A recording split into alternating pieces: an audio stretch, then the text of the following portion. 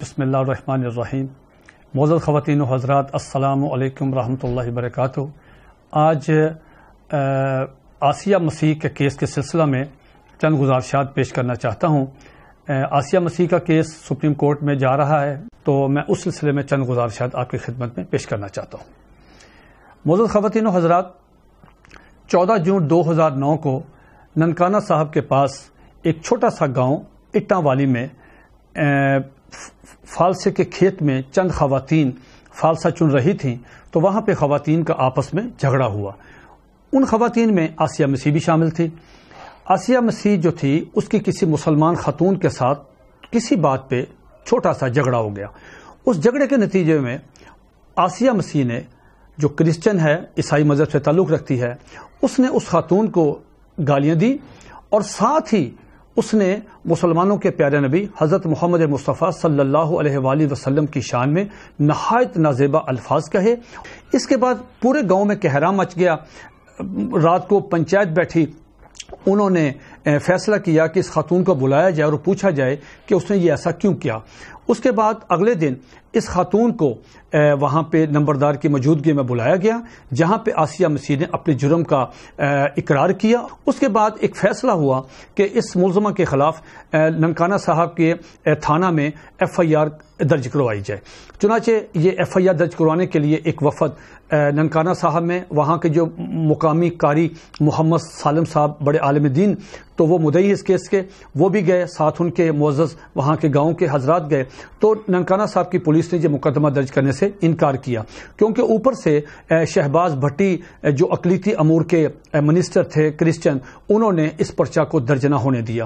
بہرحال بڑی تگ و دو کے بعد یہ مقدمہ درج ہوا اور FIR اس ملزمہ کے خلاف یہ درج ہوئی. یہ میرے پاس اس ملزمہ کی FIR کی کاپی یہ موجود ہے. اس کے بعد پاکستان کا ایک مشرف کے دور میں قانون بنا، حالانکہ جتنے بھی جرائم ہوتے ہیں اس کی تفتیش ایک عام افیسر SHO یا ASI تفتیشی افسر کرتا ہے، لیکن عالمی دباؤ پہ امریکہ، برطانیہ، آسٹریلیا، جرمن، ان کی حکومتوں نے، ان کی پارلیمنٹس نے کہا کہ قانون توہین رسالت کی پاکستان میں اجازت ہونی چاہیے. یہ آزادی اظہار ہے. وہ آزادی اظہار کی آڑ میں نبی علیہ الصلوۃ والسلام کی توہین کرتے تھے. چنانچہ مشرف دور میں انہوں نے اس کیس کو مشکل اس کا پروسیجر مشکل. پہلے تو یہ کہا گیا کہ DC کی اجازت چاہیے، ڈپٹی کمشنر اجازت دے گا تو کیس درج ہوگا. پھر یہ کہا گیا کہ جب یہ کیس رجسٹرڈ ہو جائے، اس کی تفتیش کوئی عام ASI SHO نہیں کرے گا، بلکہ کون کرے گا؟ SP لیول کا کرے گا. چنانچہ یہ مشرف صاحب کے دور میں یہ میرے پاس مجموعہ ضابطہ فوجداری ہے، کریمنل پروسیجر. تو اس میں کہا گیا کہ دفعہ 156 کے تحت 295C قانون توہین رسالت، کوئی شخص بھی اگر نبی علیہ الصلوۃ والسلام کی شان میں توہین کرتا ہے تو تعزیرات پاکستان کی دفعہ 295C کے تحت اس کے خلاف مقدمہ درج ہوتا ہے. چنانچہ اس خاتون نے چونکہ توہین رسالت کا ارتکاب کیا، اس کے خلاف تعزیرات پاکستان کی 295C کے تحت پرچہ درج ہوا. اس کے بعد قانون کے مطابق اس کیس کی تفتیش ایک SP صاحب سید محمد امین بخاری شاہ صاحب نے کی. آپ میری بات سن کے حیران بھی ہوں گے، خوش ہوں گے کہ آپ پتہ بھی کروا سکتے ہیں کہ پورے پاکستان میں جتنے SP حضرات، میں پورے پاکستان، پنجاب کی بات نہیں کر رہا، پورے پاکستان کی بات کر رہا ہوں، یہ SP صاحب کا شمار ان لوگوں میں ہوتا ہے جن کے متعلق مکمل رپورٹ ہے کہ یہ انتہائی غیر جانبدار، انتہائی نفیس، انتہائی شریف اور کوئی سفارش نہیں مانگتے اور میرٹ پہ فیصلہ کرتے ہیں اور کسی قسم کا دباؤ قبول نہیں کرتے اور ایماندار ہیں. چنانچہ یہ شیخوپورہ میں SP تھے. SP صاحب کو حکم دیا گیا کہ جناب آپ اس کیس کی تفتیش کریں. SP صاحب نے باقاعدہ مجسٹریٹ درجہ 30 سے اس کی اپروول لی. اپروول لینے کے بعد انہوں نے اپنا لیڈیز کانسٹیبلز لی. لیڈیز کانسٹیبل کی موجودگی میں یہ گئے شیخوپورہ کی جیل میں. شیخوپورہ جیل میں جا کے انہوں نے آسیہ مسیح ملزمہ جو ہے اس سے یہ تفتیش کی. اس میں سید محمد امین بخاری SP صاحب جو ہیں وہ اپنی رپورٹ میں یہ کہتے ہیں کہ میرے سامنے جب میں نے سوالات کیے تو میرے سامنے ملزمہ نے، آسیہ مسیح نے کنفیس کیا ہے. کنفیس کیا ہے اور کہا ہے، اعتراف کیا اور کہا کہ صاحب میں نے یہ توہین کیا. چنانچہ ایس پی صاحب نے یہ رپورٹ جو ہے یہ سیشن کورٹ کی عدالت میں جمع کروائی. جناب نوید اقبال صاحب ایڈیشنل سیشن جج ننکانہ صاحب تھے، ان کی کورٹ میں یہ فیصلہ آیا. ملزمہ کی طرف سے چوٹی کے میں ٹائم تھوڑا ہے، چوٹی کے 7 وکلا سپریم کورٹ کے وہ پیش ہوئے، اور ادھر مسلمانوں کی طرف سے بھی ایک آدھ وکیل پیش ہوا. اس کے بعد کیا ہوا، 1.5 سال یہ کیس چلتا رہا. میں آپ حضرات کی معلومات کے لیے عرض کروں، اس پورے پروسیس میں توہین رسالت کا واقعہ ہونے سے لے کے سیشن کورٹ کے فیصلہ تک پورے ننکانہ صاحب میں کوئی جلوس، کوئی جلسہ، کوئی پریس کانفرنس، کسی قسم کی لا اینڈ آرڈر کی کوئی صورتحال نہیں ہوئی. بالکل عدالت نے، تفتیشی افسروں نے اپنا پورا آزادانہ غیر جانبدار ہو کے اس کیس کو ڈیل کیا. گواہ پیش ہوئے استغاثہ کی طرف سے، دوسری طرف صفائی کی طرف سے. اس ملزمہ نے سیشن کورٹ کی عدالت میں، نوید اقبال صاحب کی کورٹ میں، ان میں کنفیس کیا، اعتراف کیا. ایک اعتراف کیا اس نے جناب امین بخاری ایس پی صاحب کے سامنے، ایک کیا ایڈیشنل سیشن جج کی عدالت میں کہ جناب میں نے یہ واقعتاً توہین کیا.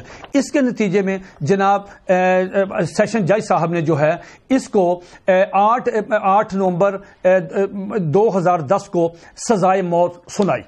سزائے موت سنانے کے بعد اس خاتون کو ننکانہ صاحب سے شیخو پورہ جیل شفٹ کر دیا گیا. وہ پھر آپ نے واقعہ سنا ہوگا کہ اس کے لیے پھر لاہور سے سلمان تسیح جو گورنر تھے وہ شیخو پورہ جیل میں آئے، خصوصی پروٹوکول دیا. وہاں پہ انہوں نے کہا سلمان تسیح نے کہ صاحب یہ خاتون جو ہے بے گناہ ہے، غلط فیصلہ ہوا ہے. اگر غلط فیصلہ ہوا تھا تو آپ نے سیشن کورٹ کے خلاف ریفرنس کیوں نہیں دائر کیا؟ آپ نے ایس پی امین بخاری صاحب کے خلاف کیوں نہیں کارروائی کی؟ جب ایک قانون پورا قانون آ گیا کہ ایس پی صاحب کہتے ہیں کہ میرے سامنے کنفیس کیا، سیشن کورٹ کہتا ہے میرے سامنے فیصلہ کیا، میرے سامنے کنفیشن کیا، اور یہ فیصلہ آ گیا. اس کے بعد کیا ہوا؟ اس کے بعد 2-3 سال بعد انہوں نے اپیل کر دی ہائی کورٹ میں، یہ آسیہ مسیح نے. اس کے بعد ہائی کورٹ کے 2 معزز جج صاحبان جناب جسٹس سید شہباز علی رضوی صاحب اور جناب جسٹس محمد انوار الحق صاحب نے، یہ میرے پاس ہائی کورٹ کا فیصلہ. ہائی کورٹ نے دونوں طرف سے سنا، پوری فائل کا بڑی تحقیق کے ساتھ، بڑی دقیق نظری سے اس کا مطالعہ کیا، اور دونوں جج صاحب اس فیصلے پہ پہنچے کہ واقعتاً اس خاتون نے توہین رسالت کی مرتکب ہوئی ہے. معزز جج صاحبان نے اس فیصلے کے صفحہ اپنا وہ پیرا نمبر 17 یعنی 17 نمبر پیرا میں یہ لکھا کہ اس خاتون نے سیشن کورٹ کے سامنے کنفیس کیا اور سید محمد امین بخاری ایس پی کے سامنے کنفیس کیا، اور اس کے بعد اس نے پورے گاؤں کے سامنے کنفیس کیا. لہذا عدالتوں کی اپنا گواہوں کی موجودگی میں اور اس میں میرٹ پہ جو فیصلہ سیشن کورٹ نے کیا، ہم اس کی سزائے موت بحال رکھتے ہیں. اب معزز خواتین و حضرات، میری درخواست صرف اتنی ہے کہ پاکستان میں آئین ہے، قانون ہے، 295C ایک قانون ہے، قانون کے مطابق اس کو سزا دی. کوئی آدمی ثابت کر دے کہ پورے پاکستان میں آسیہ مسیح کے خلاف کوئی جلسہ، کوئی جلوس، کوئی پریس کانفرنس، کوئی دباؤ کسی قسم کا نہیں، دونوں عدالتوں نے آزادانہ طور پہ اس کے خلاف فیصلہ سنایا. اب فیصلہ چلا گیا ہے سپریم کورٹ. ہمیں ڈر ہے کہ حکومت پہ بہت زیادہ دباؤ ہے. کس کا؟ برطانیہ کا، امریکہ کا. وہ یورپی پارلیمنٹ کے یونین کے لوگ آ کے اسلام آباد بیٹھے ہوئے ہیں. وہ بار بار اخبارات میں خبریں آ رہی ہیں، وہ کہہ رہے ہیں کہ آسیہ مسیح کو پھانسی نہیں ہونی چاہیے. وہ دباؤ ڈال رہے ہیں، وہ اس کو رہا کروا کے اسی دن باہر لے جانا چاہتے ہیں. جلوس نکل رہے ہیں اس کی رہائی کے لیے. ابھی کل پرسوں کی بات ہے کہ اسلام آباد کی سڑکوں پہ سزائے موت کے خلاف جلوس نکلا ہے، جس کی کڑیاں اس خاتون کے ساتھ ملتی ہیں.